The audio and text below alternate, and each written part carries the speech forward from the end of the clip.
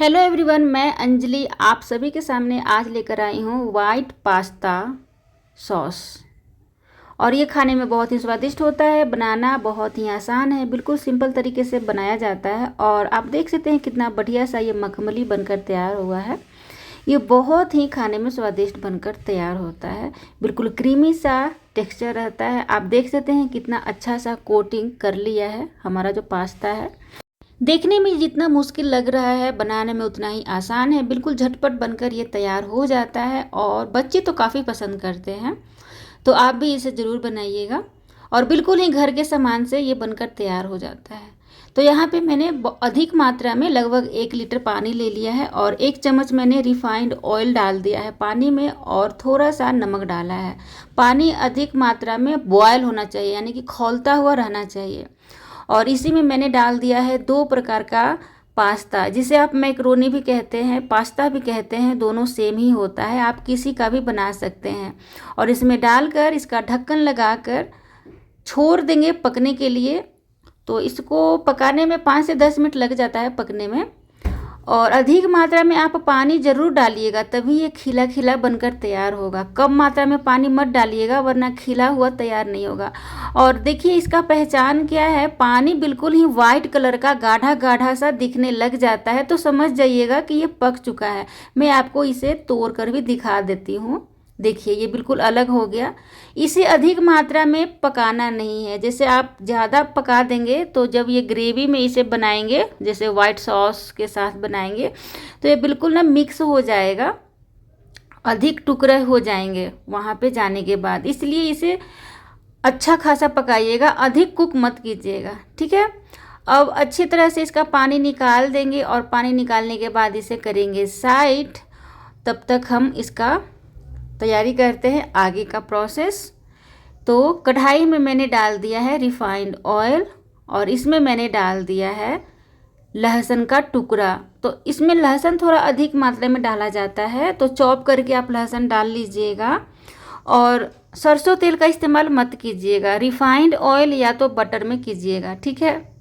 अब यहाँ पे मैंने बिल्कुल थोड़ा सा बारीक कटा हुआ प्याज डाला है। प्याज का मात्रा अधिक मत डालिएगा, बिल्कुल थोड़ा सा डालिएगा, लहसुन से थोड़ा सा अधिक। यहाँ पे मशरूम डाल दिया है मैंने थोड़ा। और सभी सब्जियों को थोड़ा थोड़ा ही डालना है, अधिक मात्रा में नहीं डालना है। यहाँ पे लाल, पीला और हरा वाला शिमला मिर्च मैंने डाल दिया है। आप चाहें तो ब्रोकली डाल सकते हैं, स्वीट कॉर्न डाल सकते हैं, जिसे फ्रोजन कॉर्न कहते हैं। कोई भी सब्जी डाल सकते हैं जो आपको पसंद हो। और इसमें मैंने थोड़ा सा नमक डाल दिया है, पर कड़वा वाला सब्जी मत डालिएगा। और इसे आप बिना सब्जी का भी बना सकते हैं, विदाउट सब्जी का भी बना सकते हैं, या फिर सिर्फ हरी वाली शिमला मिर्च डालकर भी बना सकते हैं।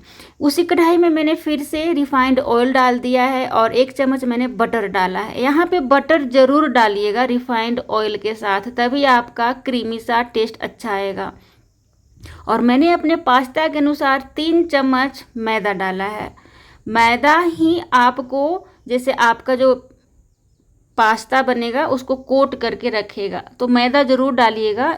ये जो सॉस हम बना रहे हैं ना, वाइट सॉस, इसमें रिफाइंड ऑयल के साथ बटर, उसके बाद मैदा। तो मैदा मैंने 3 चम्मच अपने पास्ता के अनुसार डाला है। आप अपने पास्ता के अनुसार 1 चम्मच भी डाल सकते हैं। और धीमी धीमी आंच पर इसे खूब सुनहरा भून लेना है, खूब अच्छी तरह से भून लीजिएगा। और यहाँ पे मैं 4 से 5 कप, चाय पीने वाले कप से 4 से 5 कप मैं दूध डाल रही हूँ। तो आँच को बिल्कुल धीमा करना है और दूध डालते जाना है और इसका गाढ़ा सा पेस्ट तैयार कर लेना है। और इसका लम्स हटा लेना है, लम्स काफ़ी ज़रूरी है हटा लेना। तो काफ़ी बढ़िया से इसे हटा लीजिएगा। ये जो गुठली होती है ना मैदे की, उसको हटा लीजिएगा, अच्छी तरह से हट जाता है काफ़ी जल्दी ही।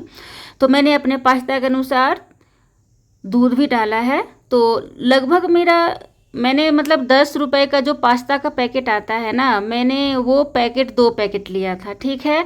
और उस 2 पैकेट में मेरा लगभग 1 लीटर दूध लग चुका है, ठीक है। तो यहाँ पे पास्ता मैंने डाल दिया, जब अच्छी तरह से लम्स को हटा दिया था, मैदे वाला लम्स को हटा दिया था दूध के साथ, तो पास्ता और फ्राई किया हुआ सब्जी डाल दिया। और उसी में मैंने डाला है यहाँ पे काली मिर्च यानी कि गोलकी का पाउडर और स्वाद अनुसार नमक। नमक थोड़ा थोड़ा ही डालिएगा क्योंकि 2 से 3 बार यहाँ पे नमक डालना होता है, इस कारण से बिल्कुल थोड़ा थोड़ा डालिएगा और कम मात्रा में ही यहाँ पे नमक डाला जाता है। अधिक डालिएगा तो फिर वो टेस्ट अच्छा नहीं आ पाएगा। थोड़ा थोड़ा सा ना मीठा मीठा सा इसका टेस्ट होता है, कम मतलब कि जैसे आप मेयोनी खाते हैं ना उस टाइप का। और यहाँ पे मैंने डाल दिया है चिली फ्लेक्स और ऑरिगेनो। ठीक है, चिली फ्लेक्स और ऑरिगेनो ज़रूर डालिएगा। और यहाँ पे मेरा जो पास्ता है ना वो फ्राई करते हुए काफ़ी गाढ़ा हो चुका है, तो फिर मैंने ऊपर से 1 कप दूध और डाल दिया है। तो आप अपने रिक्वायर के अनुसार, मतलब आप अपने आवश्यकता के अनुसार इसमें दूध या फिर थोड़ा सा पानी भी ऐड कर सकते हैं, पर बिल्कुल पानी में मत बनाइएगा। और यहाँ पे लास्ट में मैं डाल रही हूँ 1 कटोरी, छोटे कटोरी से मोज़रेला चीज़। ये काफ़ी ज़रूरी है, तो ये बिल्कुल लास्ट में डालिएगा और इसे मिक्स करके अच्छी तरह से मिक्स करके आप फिर गैस ऑफ करके हटा लीजिएगा। ठीक है, तो यहाँ पे ऑरिगेनो आपको मार्केट में बिल्कुल ही आसानी से उपलब्ध हो जाएगी। आप छोटा पैकेट भी लाकर बना सकते हैं। तो मैंने इसमें 1 चम्मच ऑरिगेनो डाला है और आप देख सकते हैं चीज़ बिल्कुल मेल्ट हो चुका है। हमारा पास्ता बनकर बिल्कुल ही तैयार है। ठीक है, तो जैसा कि आपने देखा बिल्कुल ही आसान है यह बनाना। और तो यहाँ पे मैंने प्लेट में निकाल दिया है पास्ता और इसके ऊपर से मैंने डाला है चिली फ्लेक्स। देखिए ये चिली फ्लेक्स ये वाली है, कश्मीरी मिर्च होता है, ये तीखा नहीं होता है। ठीक है, उसी का मैंने चिली फ्लेक्स बना लिया है और ऊपर से ऑरिगेनो और काली मिर्च का पाउडर, 3 चीज़ मैंने डाला है, ऑरिगेनो का पाउडर, काली मिर्च का पाउडर और चिली फ्लेक्स।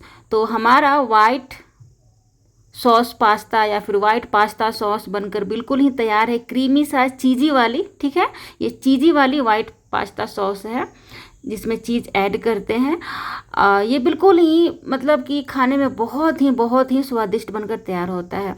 जब ये थोड़ा सा ठीक हो जाए ना तो आप थोड़ा सा ऊपर से और दूध ऐड कर लीजिएगा और गर्मा गर्म आप इसे इंजॉय कर सकते हैं। और वीडियो पसंद आए तो लाइक और सब्सक्राइब कर सकते हैं।